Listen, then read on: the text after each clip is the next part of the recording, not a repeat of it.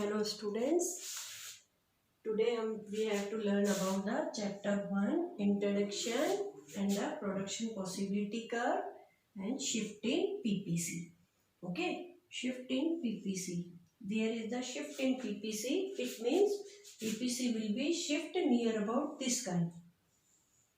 Okay, लेकिन हम इसको पहले पढ़ने से पहले वापस से मैं एक बार I repeat the how we have to draw the PPC and how we have to schedule the PPC.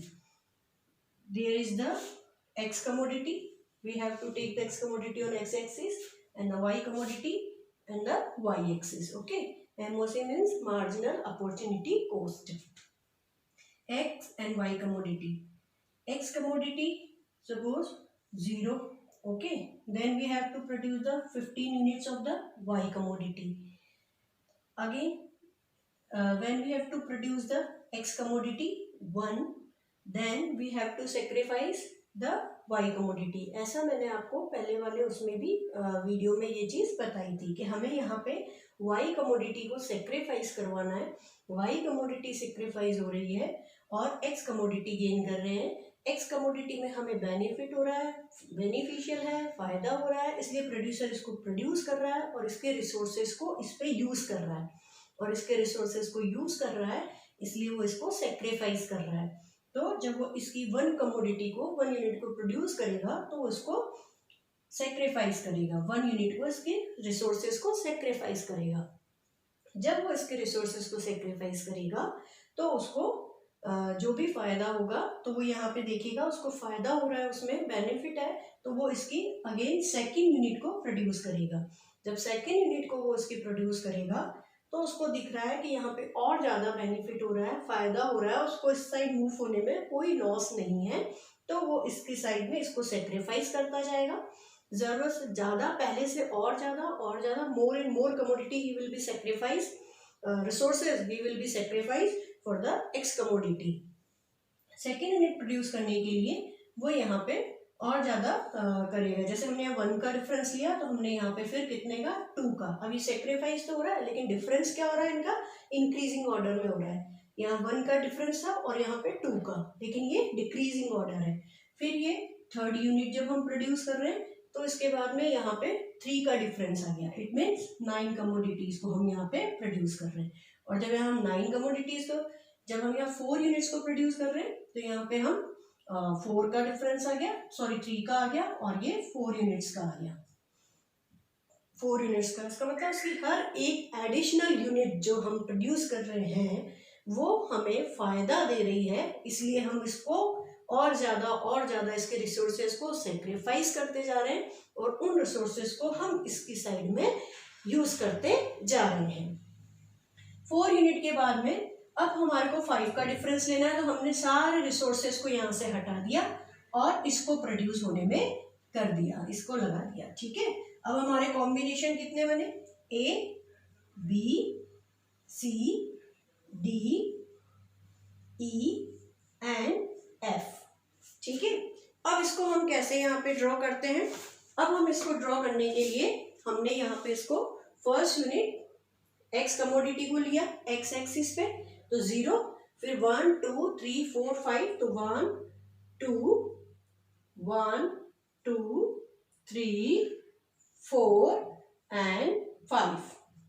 और यहाँ पे हमने 15 तक 5 पॉइंट्स हमने यहाँ लिए, तो नियर अबाउट 5 पॉइंट से हम यहाँ पे दिखाते हैं, तो हमें कितने का डिफरेंस लेना पड़ेगा, 3 का. तो सपोज 3 6 9 12 एंड 15, ये हमारी Y कमोडिटीज हो गई. कैसे बनाया इसको मैंने डायग्राम को, जब यहाँ पे 0 लिया तो यहाँ पे 1 था, 1 पे 0 पर ये कितना प्रोड्यूस हो रहा है, 15. X कमोडिटी 0, X एक्सिस से 0 और Y कमोडिटी 15, तो Y कमोडिटी 15, ये A कॉम्बिनेशन मिल गया हमें. ओके, सेकेंड कॉम्बिनेशन में 1 एंड 14, तो 1 कमोडिटी तो हमने किसकी ली है, X की, और 14, तो 12 13 14 नियर अबाउट यहाँ पे आएगा लगभग, और ये B कॉम्बिनेशन मिल गया. फिर थर्ड कॉम्बिनेशन में हमारे को 2 एंड 12, तो 2 तो X कमोडिटी एंड 12, ये 12 आ गया. ये सी कमोडिटी। फिर नेक्स्ट फोर्थ कमोडिटी पे 3 and 9, then 3 is the X commodity and the 9 of Y commodity. And D combination, we have to get here D combination. Again 4 and 5, 4 units produced of the X commodity and the 5. So and then say 3, 4, 5 near about here.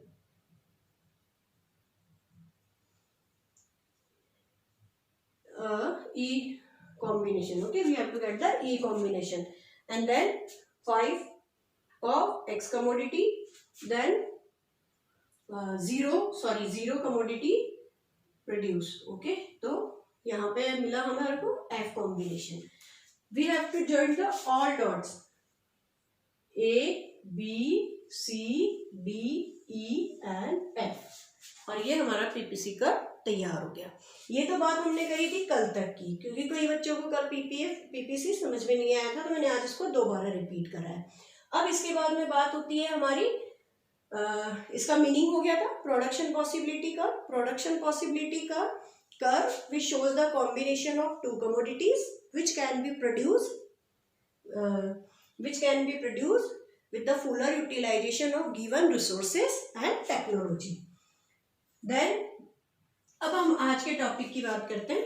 आज का हमारा topic था shift in PPC. PPC कब shift करेगा? हमने यहाँ पे क्या करा, इसके रिसोर्सेज को हटाते गए और इसमें हम रिसोर्सेज को लगाते गए एक्स कमोडिटी को। तो एक्स कमोडिटी हमारी प्रोड्यूस होती गई, प्रोडक्शन बढ़ता गया, और एक्स कमोडिटी वाई कमोडिटी हमारी सेक्रीफाइस होती गई।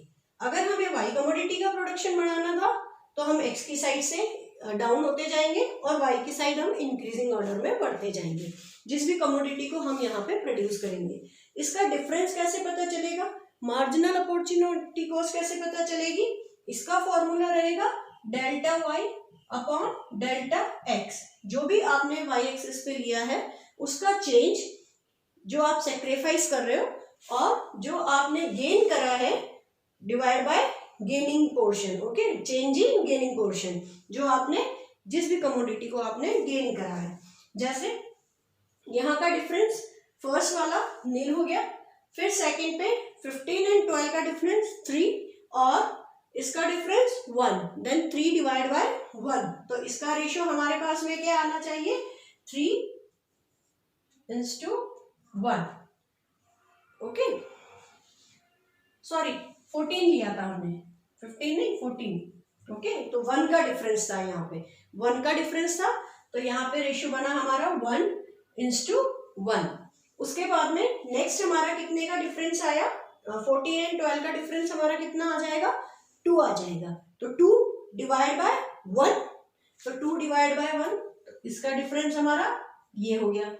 ठीक है, फिर इसमें वापस से ये difference 12 minus 9 3, then 3 divide by again difference 1। तो change in commodity Y upon change in commodity X, then 3 upon 1, 3:1, again 4:1 and 5:1। Increasing order में आ गई। इसको कहाँ पे पता चल रहा है पीपीसी में? इसको हमारे को पता चल रहा है ये देखिए, ये वाली लाइन जो मैं डार्क कर रही हूँ, इंक्रीजिंग ऑर्डर। फर्स्ट ये देखिए, सेकंड, थर्ड, फोर्थ एंड 5। आप इन ट्राइंगल्स को देखिए, इनका शेप बढ़ता जा रहा है।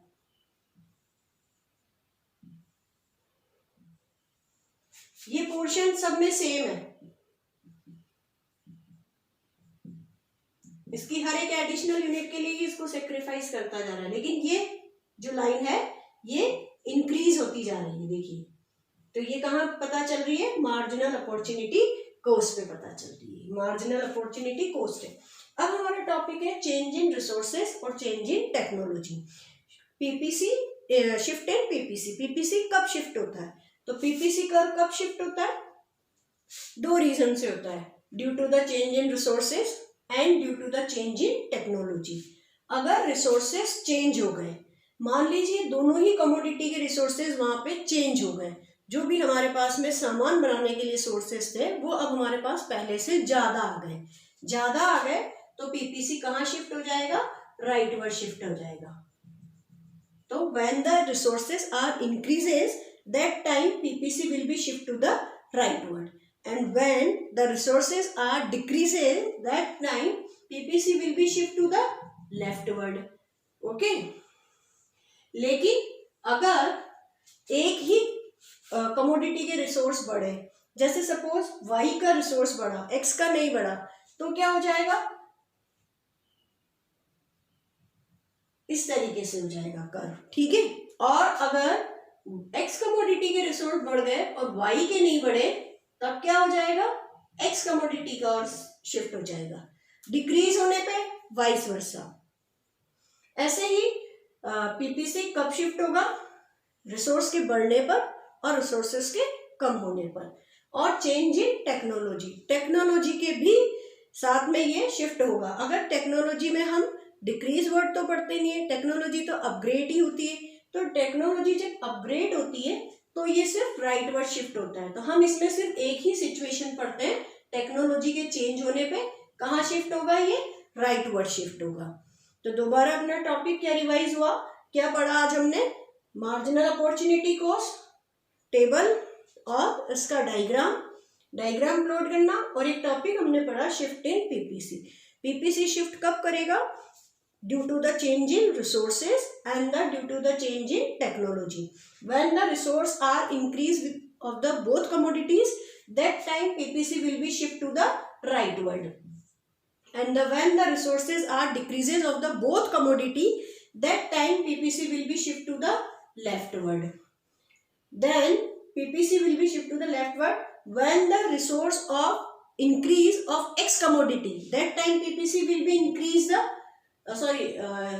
shift to the rightward of X axis, and when the resource are increase of Y commodity, that time PPC will be shift rightward of the Y commodity. And in the case of decrease the resources, it will be vice versa. Okay. And the second point is the change in the technology. When the technology is change, increase or upgrade, that time PPC will be shift to the rightward.